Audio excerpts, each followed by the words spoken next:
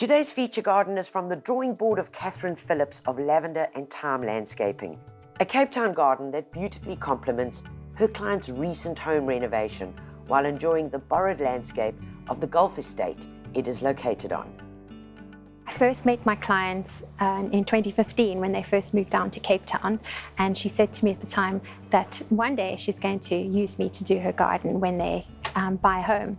And in 2022 she approached me and said that they finally bought a home and she'd love me to do their garden. And it was virtually a new build from a renovation, working with a lovely architect called Shirley Wayne and a lovely building contractor called Brian Valentine from Revcon.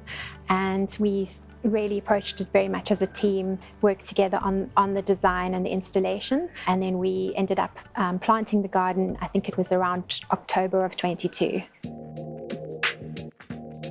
So my client didn't want to have any form of grass inside her property, and the exposed aggregate driveway and then the in-situ pavers with the wonder lawn in between, it really softens a very otherwise stark entrance with these lovely strips of green planting in between the stone pavers. So as you turn the corner from the driveway, you see the entrance on the left, and right in front of you, a stunning trough water feature designed by Shirley Wayne. It has a lovely otter statue, which has been in storage for many years, which we placed on the edge of the trough water feature wall as if it's playfully swimming into the water feature. This courtyard entrance really is the center of the home. It is surrounded on all sides by the bedrooms, by the entrance, by the living room looking out onto it. And it was very important to my client to have a space that could be enjoyed from outside, but also from within the home. She wanted a very tranquil space with lots of white predominantly and different shades of green.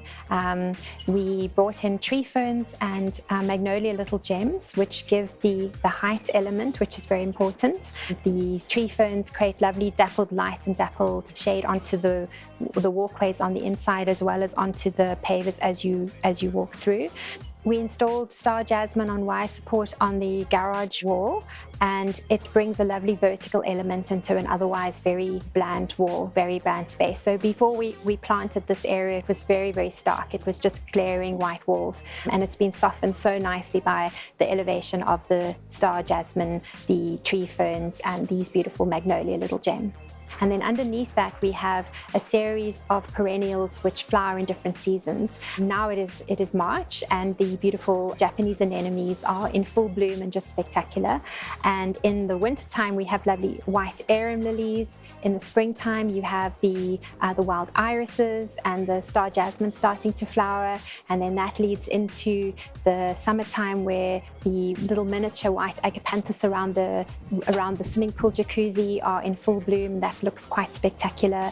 The wintertime, on the other side of the jacuzzi, you also have the viburnum hedge, which has a lovely white flower.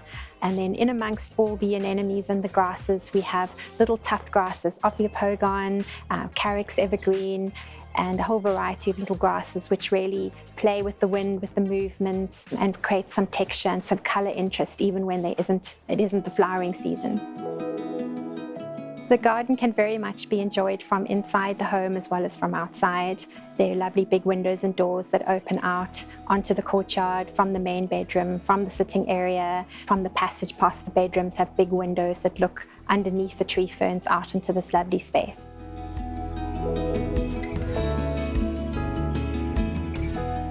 We're in the back section of the house, which is a passageway past the children's bedrooms. My client was gifted statues at the birth of each of her children from her parents, and these statues are now positioned here outside each child's bedroom on a plinth so that they can be enjoyed from within each bedroom. So we have this lovely passageway, which would otherwise just be a wasted space, which has lovely tiki creeper on the walls, a beautiful Sheena's gold hedge, which is also a favorite of my clients because her mom who passed away was Sheena.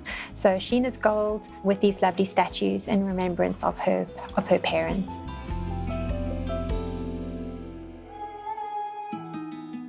So now we're in the back patio of the house, which looks onto the golf estate, and it's a lovely below deck with softened on the edges nicely with heliotrope and euphorbia.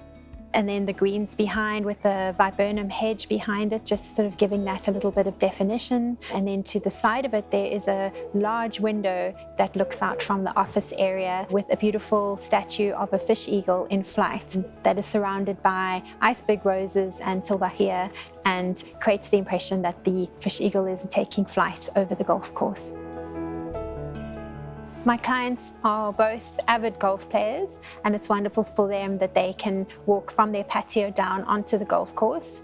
And when you walk back towards the house, it has lovely little, cute little cottage-style gates closing off the stairs up to the patio, surrounded by pretty flower beds. We took an embankment and created soft lines of all indigenous planting. We have tilbachia, silver lace, syncarpia, pink bud, and Carissa macrocarpa, green carpet, and it just creates these soft white and silver lines as you approach the patio. So the view from the golf course is quite pretty.